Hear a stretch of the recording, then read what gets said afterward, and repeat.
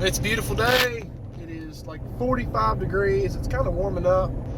Not perfect deer hunting conditions, but it's perfect Jacob conditions because I'm tired of freezing. But it's been a week since I've killed my buck in Kentucky. I just actually dropped him off at Yoder's Processing, a place that I've used for years. It's great. I do fries and ketchup off their floor. Anyways, I debone my meat and I stick it in the like a Yeti or cooler, any kind of cooler, whatever, and I leave a drain plug out and I keep putting ice on it, and all that blood and whatnot, it's going to drain out.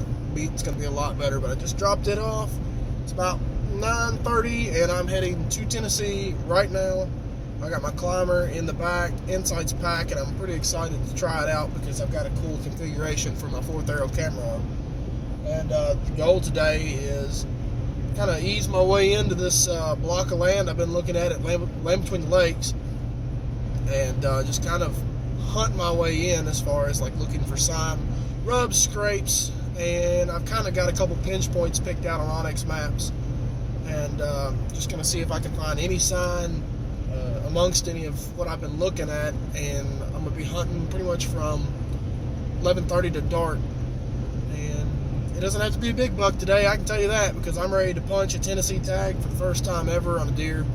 And if it's got a decent little rack on it, I'm taking it home with me, and I'm not going to feel the least bit sorry about it or make an excuse for it. So I'm pretty pumped. I'm ready to put an arrow in a deer again. All right, guys, so I've decided I'm going to leave the climber in the truck. I have found my deer stand. If I can just find a way to get up there. There it is. Perfect. Straight down would be a 100-yard shot.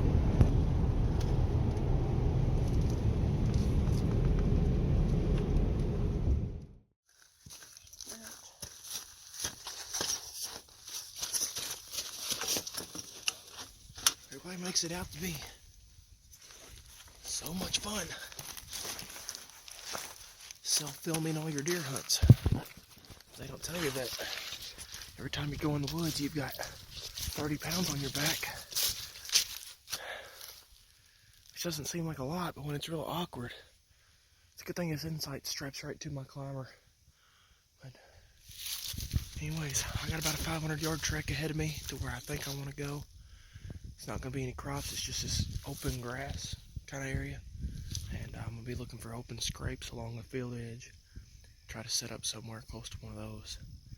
Good looking saddle back in here where this deer be crossing from this ridge to this ridge, so hopefully it works out. Alright guys, just got set up in the tree. It took me a little bit longer than I thought. I went a little bit further back than I anticipated, but it looks good right here.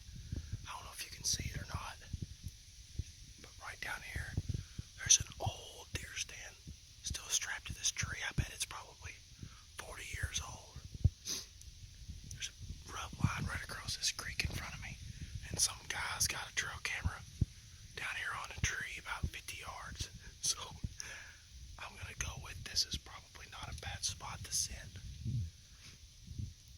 I didn't see any other tree stands in here, so I didn't want to mess nobody up. Nobody's hunting coming in from the way that I went, so it's a perfect looking saddle, nice open hardwoods, but it's really thick behind me, way over in front of me. Bunch of small saplings grown up in the woods. So, here in a few, I'm gonna hit these I'm gonna rattle these horns together. And just continue to do that pretty much as the day goes on.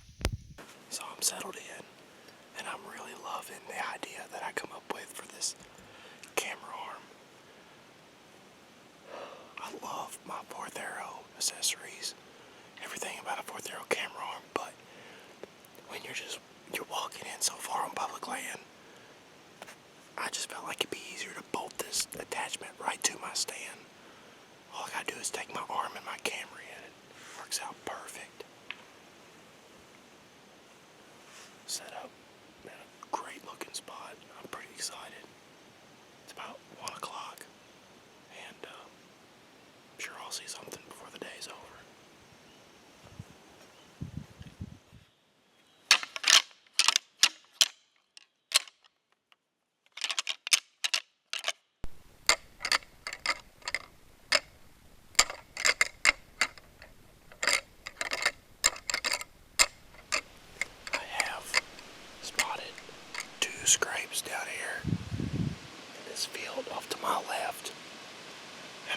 was sitting like dead right between two different fields. I guess you could really say three, because this one's divided by a creek bed.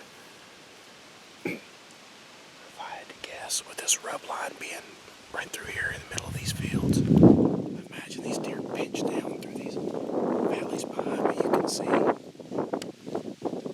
a little bit, but the hills slope down on both sides of this little block of woods.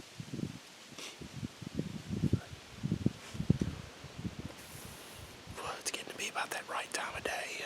About 2 hours till dark. Less than 30 minutes until sunset. I haven't seen the first deer. Squirrels are huge down here.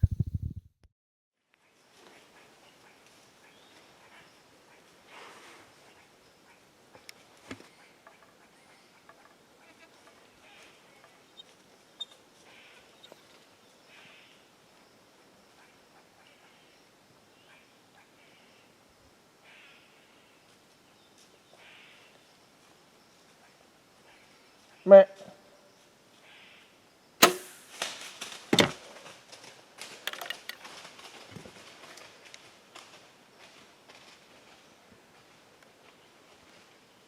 Please go down.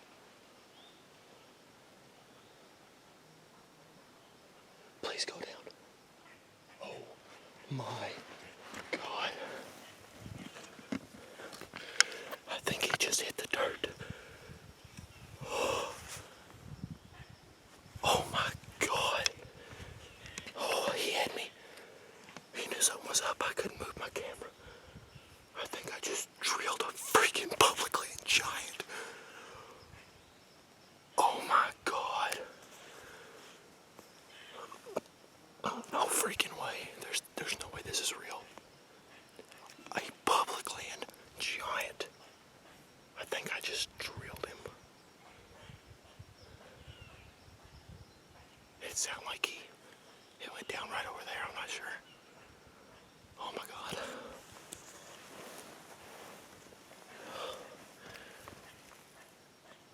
Please tell me I got enough penetration on that buck.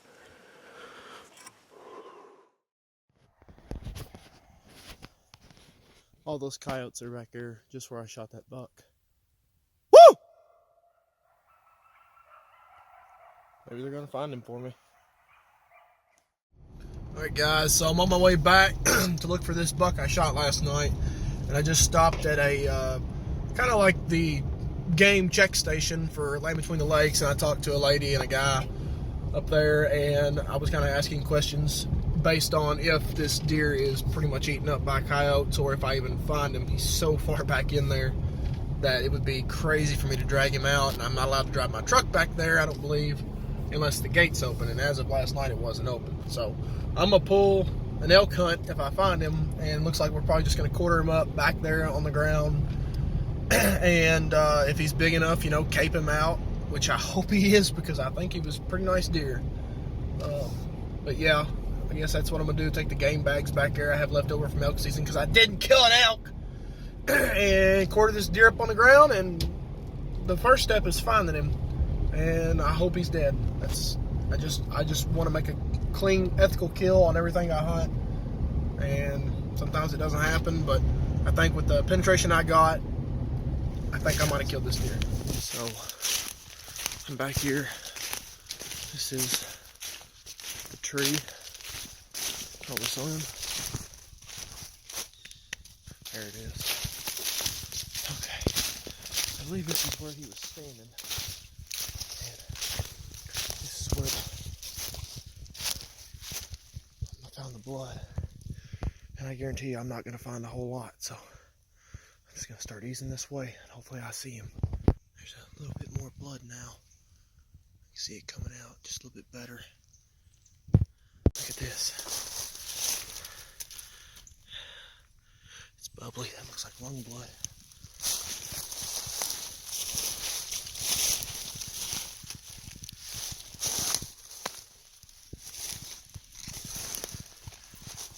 Guys, I'm pretty upset but I'm pretty tickled.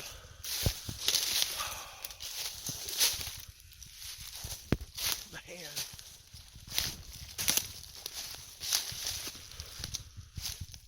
Oh, he was right there. They picked him clean. Man. Oh. Well, guys, I'm pretty upset because, man, I just don't know what to say. Because part of me told me I heard this deer go down right here, and I probably should have tracked him at least a little bit, but I didn't. Gave it overnight, come back down here to find him, and unfortunately what I thought would happen happened, and some coyotes got to him before I could, and he's completely gone. Man, but look at this buck. What an awesome Tennessee buck. Man. So guys, last night, come down here, Tennessee, and I'm down here in Between the Lakes. It's an awesome place to hunt, as I'm fixing to show you. Made a shot on a buck last night, and I just wasn't sure if I got good enough penetration, so I made a decision to back out. It's the first time in 18 years of doing this that I backed out on a deer till morning. I made it about 300 yards that way, and I heard a bunch of coyotes light up, and I thought, oh no, please God. And I went ahead and left anyways, went and stayed with my buddy Reese up in Livingston County, Kentucky, about an hour and 10 minutes away. And I come back this morning, followed no blood for about 50 yards, and then it started pouring, and I knew he was going to be close. You can see last night he just started. This is where I heard him stumble from the stand. I should have known to come check, but I did not want to bump this deer, and he was laying right down here, and he was completely eaten up by coyotes. You can see I took a couple leaves and scattered it on him because nobody wants to see that, but I got an awesome Tennessee deer, and I mean, coyotes got to eat too, but this is, I want them to work for it as I work for this buck, and I couldn't be more tickled. This is a great deer, and I forever am in debt to this animal because he didn't go out the way he should have. But man, what a deer. Guys, I think it's all starting to sink in. I cannot believe it's all come together. And I got this buck. He's a giant. It's like 240-inch deer in 1 year. That's unheard of. Something told me this was a good spot. And apparently it was.